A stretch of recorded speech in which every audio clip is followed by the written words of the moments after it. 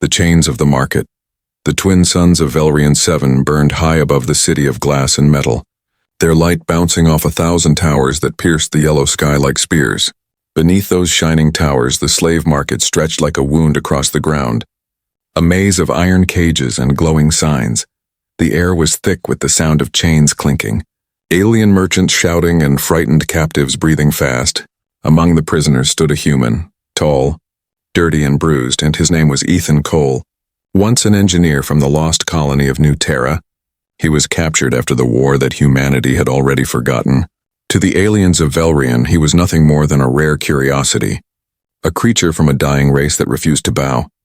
But even covered in dust and scars, there was something in his eyes, something fierce, something alive. Other slaves stared at the ground, but Ethan looked at the sky as if daring it to fall. When the traitors mocked him, he didn't speak, only clenched his fists tighter. He had seen death before, and this market was just another battlefield. From a high balcony above the crowd, a tall figure watched him quietly. Her name was Lady Sarathia, known across the galaxy as the Widow of the Silver Spires.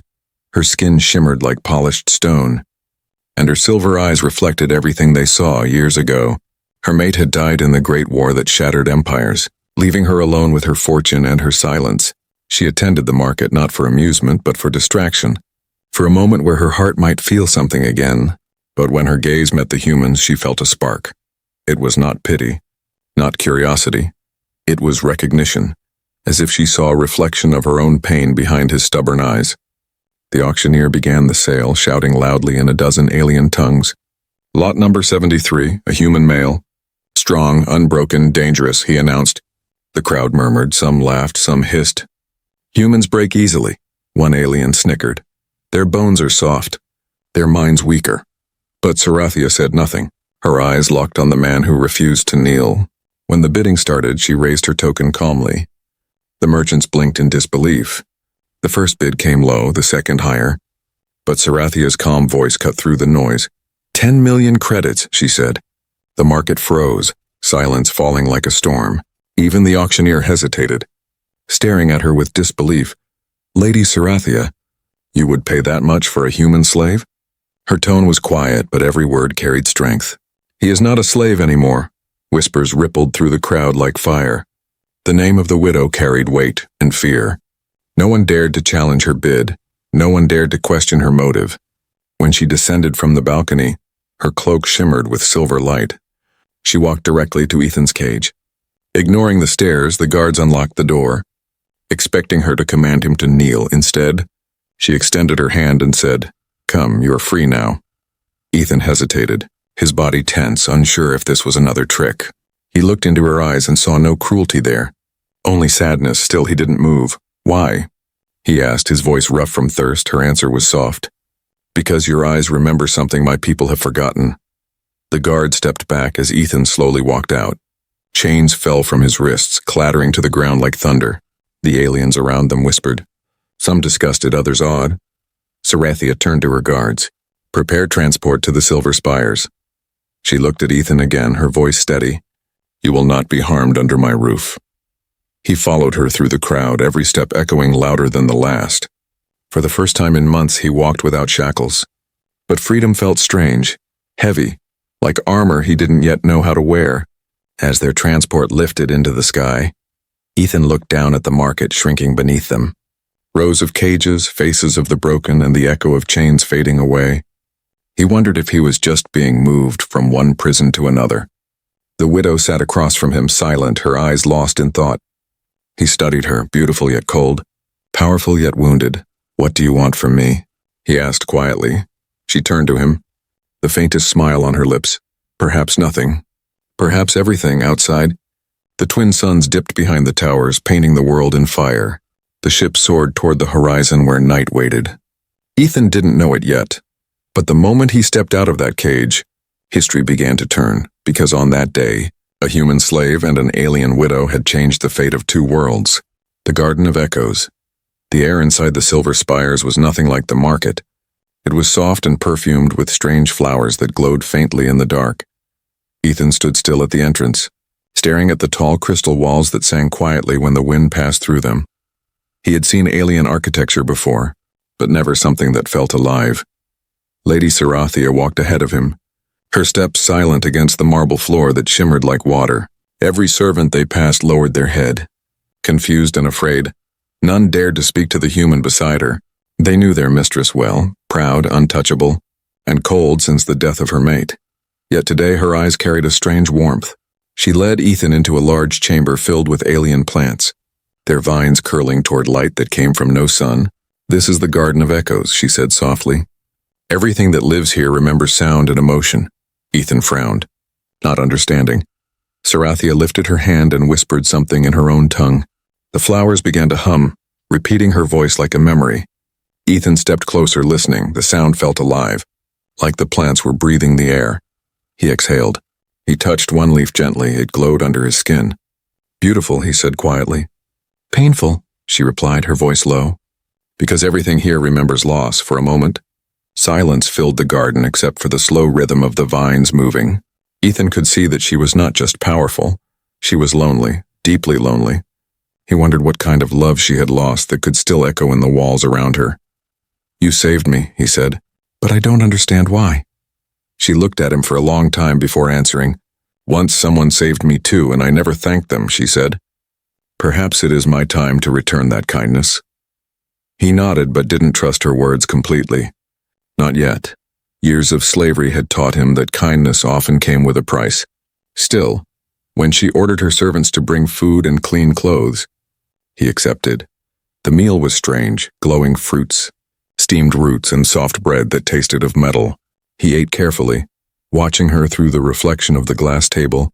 She didn't eat, only studied him as if trying to remember something long forgotten. When he finally spoke again, his voice was softer. "You could have bought anyone," she smiled faintly. "No, I could not. I only wanted the one who did not bow." Outside, the sky turned deep violet as the twin suns sank, and lights across the city began to rise like stars below. Sarathia stood near the balcony, her silver hair moving with the wind. Ethan joined her slowly, unsure if he was allowed to stand beside her. From up here the world looked peaceful, but he could feel the unease in the air, the eyes that would soon question her decision. He could almost hear the whispers spreading across the city already. A widow with a human slave, they would say. A disgrace to her kind. Sarathia turned toward him and spoke again. "Do your people believe in spirits?" Ethan thought for a moment. "Some do, some don't. But I think memories are like ghosts, they never leave us." She nodded slowly, as if his words reached a place language could not. Then she said, "Tomorrow I will take you to the archives. You will see what this galaxy truly is." "Why?" he asked again. "Because truth should not belong only to the powerful," she whispered. "And because you are not like the others." That night, Sarathia could not sleep. She walked through the halls alone, her reflection moving across the mirrored walls.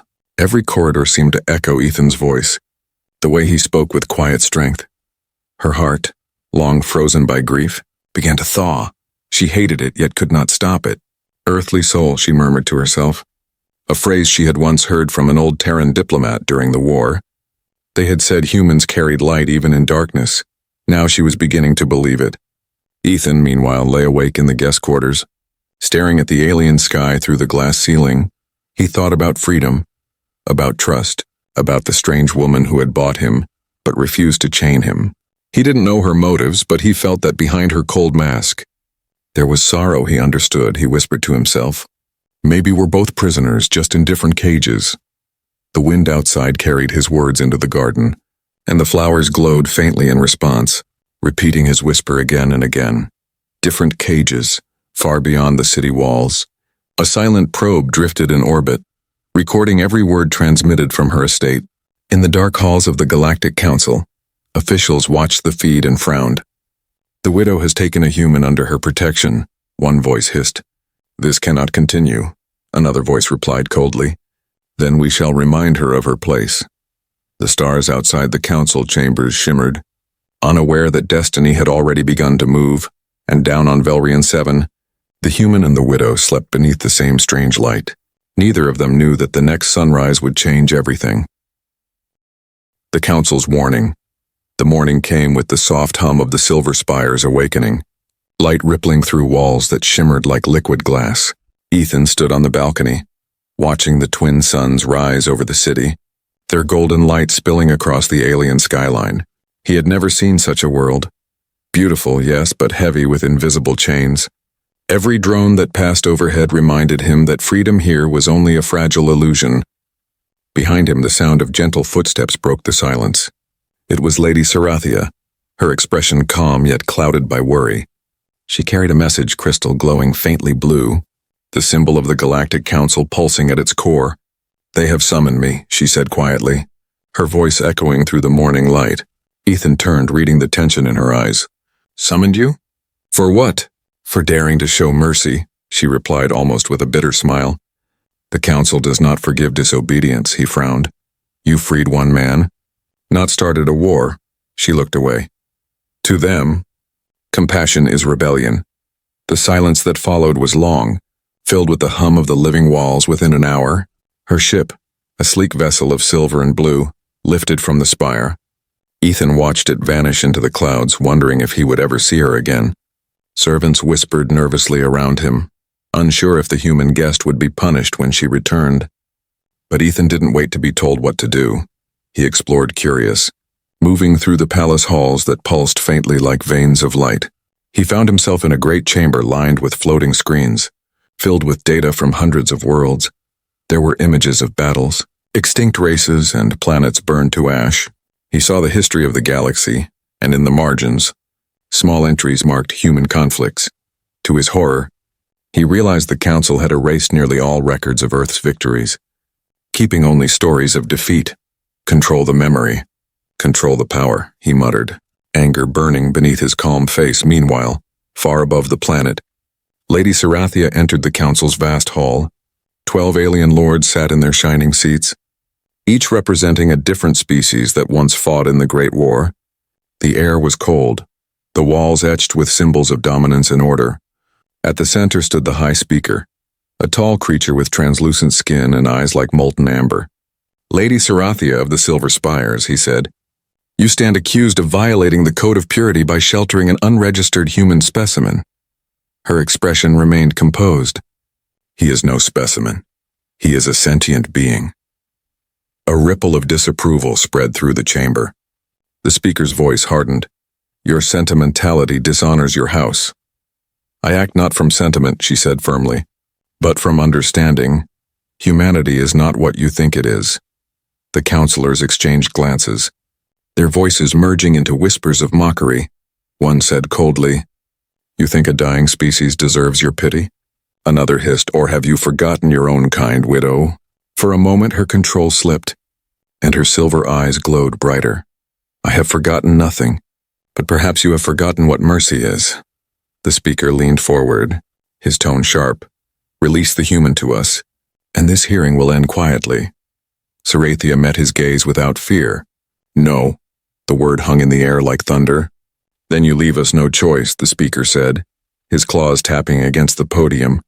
"You are hereby stripped of your council privileges, and your holdings will be monitored." Sarathia bowed her head slightly, not in surrender but in defiance disguised as grace. "Then monitor them closely," she said, "for you may learn what loyalty truly means." Back at the Silver Spires, Ethan was repairing one of the palace's damaged drones when alarms began to hum softly. A servant ran in, pale and shaking. "The Council, they have cut her transmissions. They watch everything now." Ethan's jaw tightened. He had seen this kind of control before. The slow suffocation of freedom. He turned off the alarms and whispered, "Then they can watch." "But they won't understand." Hours later, Sarathia's ship returned, its engines silent but heavy with meaning. She walked through the palace doors, her armor slightly cracked, her expression unreadable. Ethan met her at the steps. "What happened?" "They think they've shamed me," she said softly. "But they've only reminded me who the true enemy is." As night fell, the city glowed beneath them like a sea of gold. Sarathia stood by the window, her reflection shimmering in the glass. "You shouldn't have stayed," she said quietly. "They'll come for me now. For both of us." Ethan stepped closer, his voice steady. "I told you before. I don't kneel. Not to them. Not to anyone." She looked at him for a long moment, her eyes softening. "Your kind Always fighting even when you've lost everything, she whispered. That is why they fear you, he smiled faintly. Then maybe it's time they remember why. Down below, the lights of the market flickered again as new slaves were brought in. But this time, one cage was empty, and the story of the human who defied the council was already spreading in the shadows of the city. Merchants whispered of a widow who had defied her kind, and somewhere, a spark began to burn, the first whisper of rebellion, the beginning of something far greater than either of them could imagine. The night of betrayal, the silver spires slept under the twin moons of Velrian 7, their glass towers glowing faintly in the cold light. The wind whispered across the high balconies, carrying the distant hum of the city below. Ethan stood awake in the great hall, unable to rest, his mind restless with memories and warnings. He could feel something wrong in the air, too quiet, too still, as if the whole palace was holding its breath. Lady Sarathia had been silent all evening, her eyes fixed on the horizon, her thoughts locked behind walls he could not see. When he finally spoke, his voice was low. You're expecting them, aren't you? She turned slowly, her cloak brushing the marble floor. The council does not forgive rebellion. Ethan, they will come, they always do. He nodded, stepping closer to the wide glass window that showed the sleeping city. In the reflection he saw her, and strong, graceful, but tired of carrying the weight of her people's arrogance. Then we don't wait for them, he said quietly. We prepare, she raised an eyebrow. Prepare? For the council's guards? You are one human against an empire, he smiled faintly. One human, yes. But you forget that humans build things that never give up. In his hands, he held a small device made from broken drones, energy cells, and shattered tools. Sarathia watched as he rewired it with quick, practiced fingers. A shield emitter, he explained. Not perfect, but it'll hold for a few seconds if we need to run. She stared at him, part admiration, part fear. You shouldn't have to fight my battles. He looked up, his voice steady. Then don't call it yours. At midnight, the storm broke. The warning alarms blared through the palace, red light flooding the corridors. From the outer gates came the sound of plasma bolts and shattering glass. Sarathia's guards rushed to their positions, their armor reflecting the firelight. But the attackers were already inside. The council had bought betrayal with gold. One of her closest advisors, Lord Vareth, had opened the palace gates from within. When Sarathia saw him among the invaders, her heart froze. You sold your honor for credits, she said coldly, her energy blade igniting with a sharp hiss. He sneered. Honor dies with the weak, my lady, and tonight. So will you before she could strike. Ethan appeared beside her, plasma rifle in hand. Stay behind me, he said, his tone more command than request. She almost laughed. No one had ever spoken to her like that, not even her mate. But there was no time for pride now, only survival. The corridors erupted into chaos, beams of blue light cutting through walls, smoke filling the air, the sound of screaming metal echoing through the halls. Ethan fought like someone born for war, moving fast, using cover, firing with precision. The aliens underestimated him, their armor no match for his improvisation. When his rifle overheated, he grabbed a fallen spear and fought hand to hand. His movements raw but fearless, Sarathia joined him, her twin blades glowing with silver energy, slicing through armor like paper.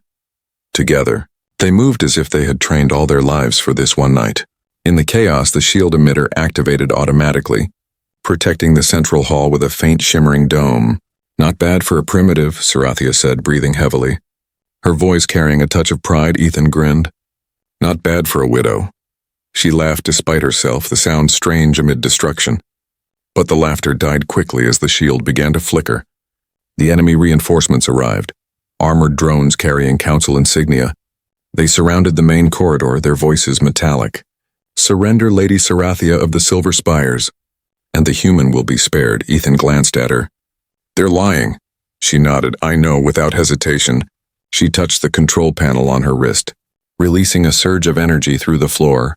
The explosion tore open the western wall, sending shards of glass into the night sky. Go, she shouted, grabbing Ethan's arm. They leapt through the gap, falling into the gardens below as debris rained around them. The air was filled with smoke and firelight, the scent of burning metal thick and sharp. Ethan landed hard but pulled her to her feet, his body aching but alive behind them. The palace they had shared was collapsing in slow, glittering ruin. She turned to look one last time, her eyes shining with both rage and sorrow. It was my home. He shook his head. No, it was their prison. The night was not quiet anymore. Far above, council patrols searched with scanners and lights. Ethan and Sarathia hid in the lower tunnels beneath the gardens, the roots of the glowing trees lighting their path. When they stopped to catch their breath, she leaned against the wall, her face pale. "Are you hurt?" he asked. "Only my pride," she said with a faint smile. "I thought I could face them with words, but they only understand fire." Ethan sat beside her, his hands still trembling from battle. Then maybe it's time they hear humanity's answer. They sat there in the flickering light, breathing the same air, united by danger and something neither could name.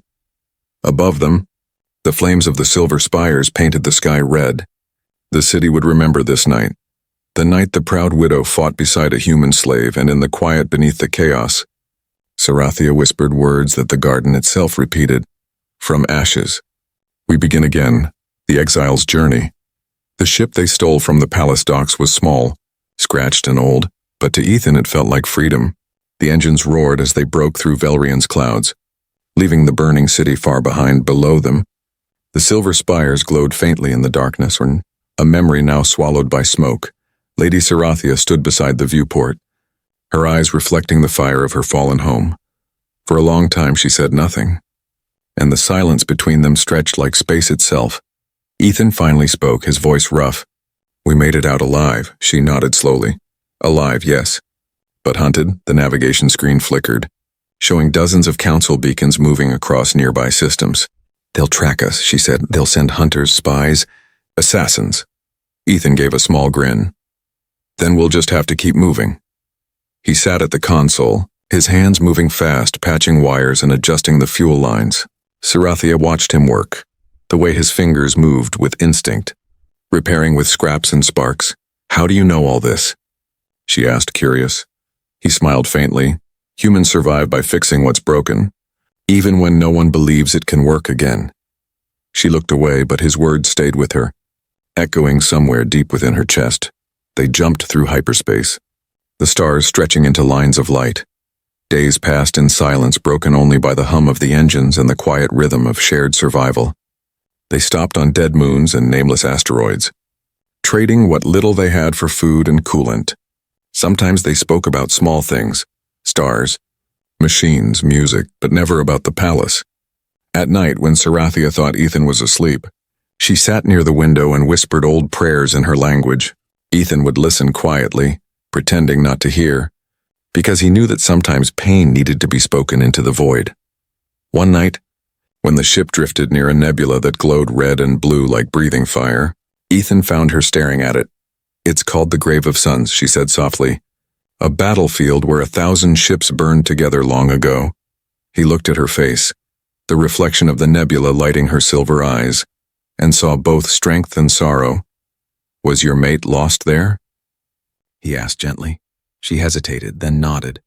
"He was brave, proud, but proud men die first." Ethan lowered his gaze, understanding her silence better than words could explain. "I'm sorry," he said. She turned to him, her voice trembling slightly. "Don't be. He fought for an empire that forgot why it began. You fight for something else," he smiled softly. "I fight to stay human." For the first time, she smiled back, small but real. Then maybe that's what the galaxy needs, a reminder of what it means to feel. The ship drifted into the shadow of a forgotten planet, a small green world untouched by war. They landed near an ocean that shimmered under twin moons. Ethan stepped out first, feeling the wind on his face for the first time in years. Sarathia followed, removing her metallic cloak, her silver hair blowing freely. The air smelled of salt and rain, a strange reminder of Earth. "This world," she said, "was abandoned centuries ago, but it breathes again." He crouched near the shore, letting the water touch his fingers. "Then maybe we can breathe too." Days turned into weeks as they repaired the ship and built a small shelter from the wreckage. Ethan gathered materials, studied the soil, planted seeds from his emergency rations. Sarathia hunted with precision, her alien weapons humming softly through the forest.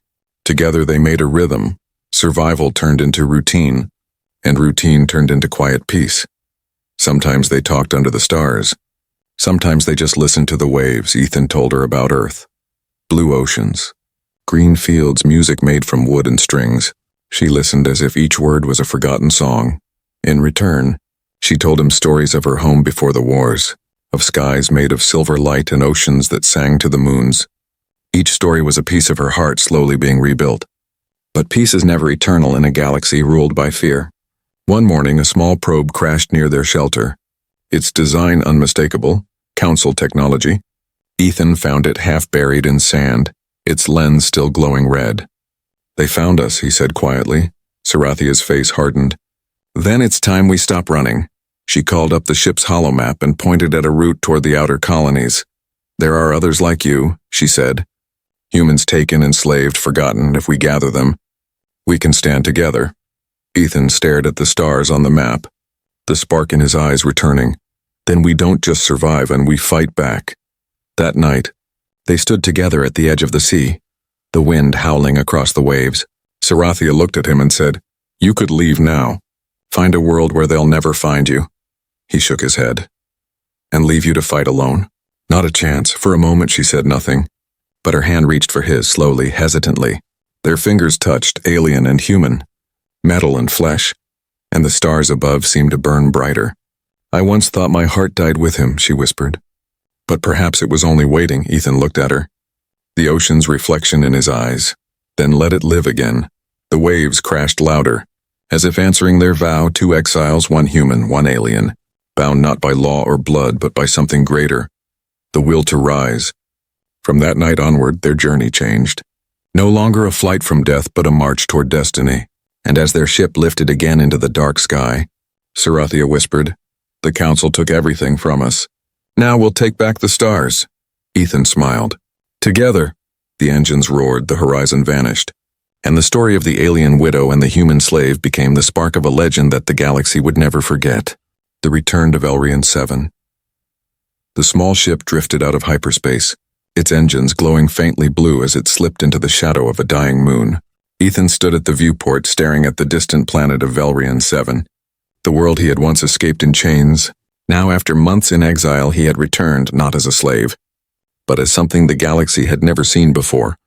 Beside him stood Lady Sarathia, no longer the silent widow of the Silver Spires, but a warrior reborn, her armor dark and gleaming with the scars of exile.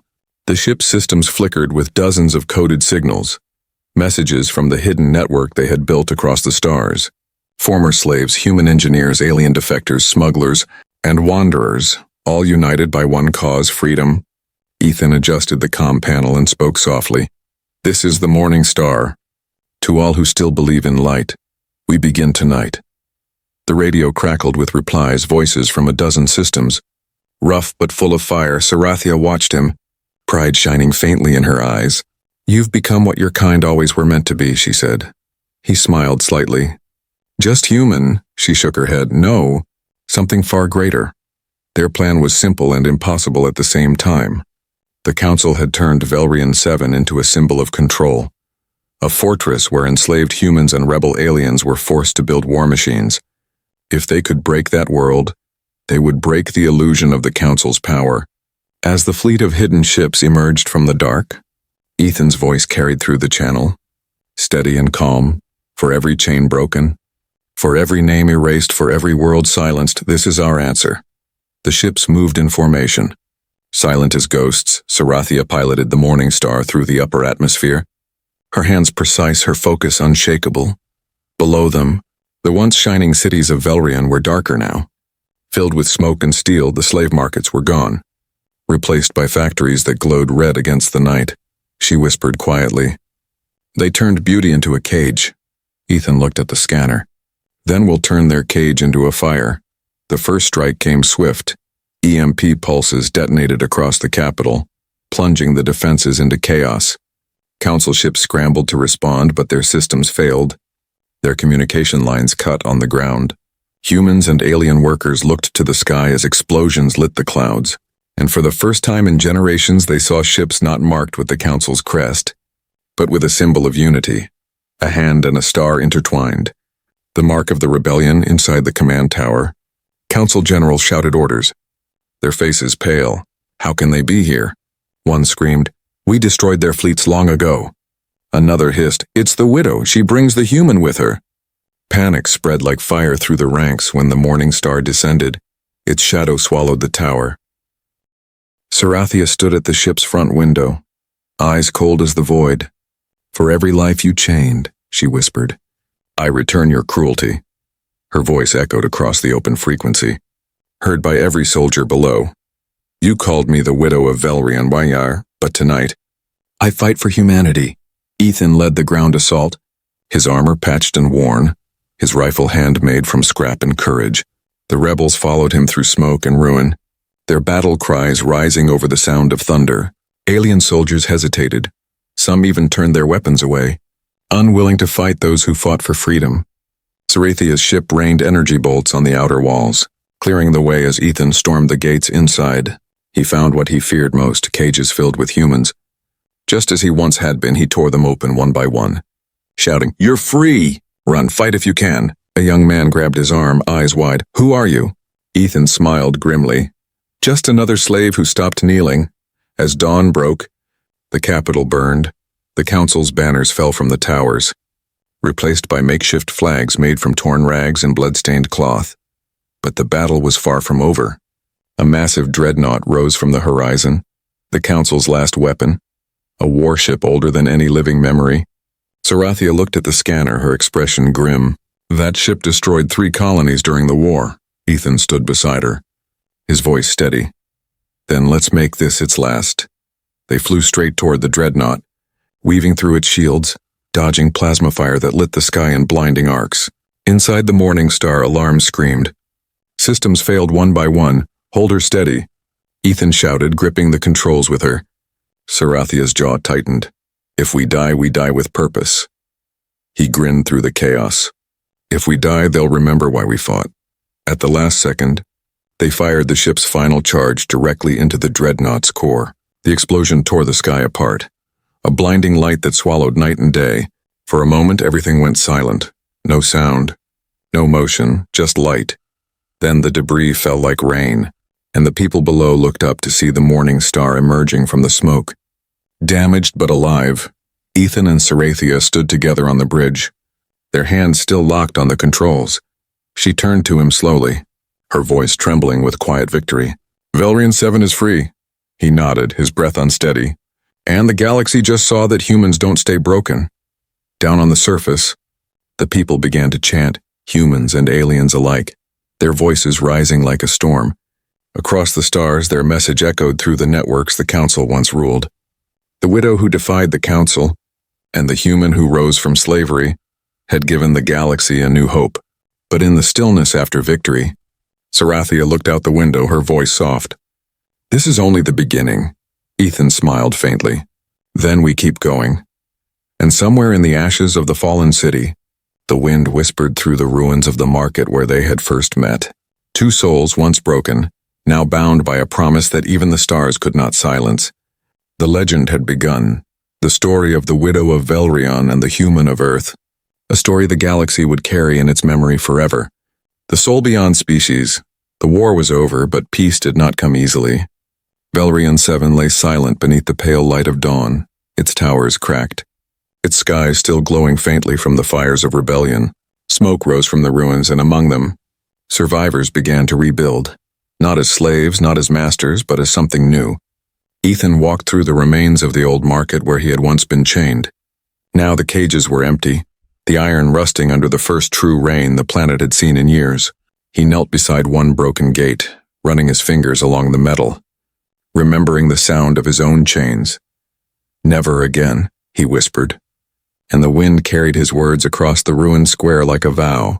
Above him, the Morning Star hovered quietly, its hull scarred but still alive from its observation deck. Lady Sarathia watched the people below, her eyes soft but thoughtful. She wore no armor now, only a simple robe of silver cloth once. She had been the widow of the Silver Spires, the council's cold enforcer. Now she was something different, a leader, a guide, and perhaps at last free. When Ethan returned to her, his face covered in dust and sweat, she smiled faintly. "You look like the planet itself, broken but alive." He laughed quietly. "I'll take that as a compliment." For weeks, they worked side by side, helping the people rebuild. Humans taught aliens how to grow crops that could feed both species.